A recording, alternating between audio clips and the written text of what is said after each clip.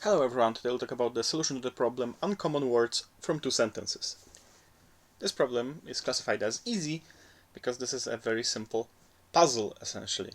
Because we want uncommon words and we have this definition that a word is uncommon if it occurs exactly once in one of the two sentences that were given and does not appear in the other sentence. So what does that mean? That means that the word has to appear exactly once across those two sentences. So we don't really care about which sentence is the first, which sentence is the second.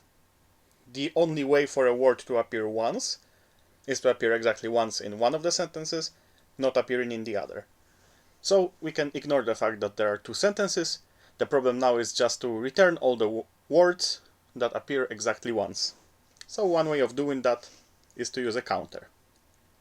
So in order to get our sentences split into words, we can use the split method of a string.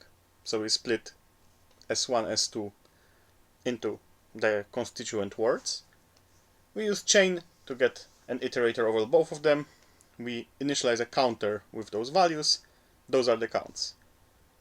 And at the end, since we can, for instance, iterate over the counter by converting it into a list first, there are many other ways of doing it, but we can iterate over key value pairs and return the keys for which the value is equal to 1. So this is a list comprehension, which allows us to very succinctly express this idea that we want for every key value pair, check some condition, and return the key if that condition is satisfied.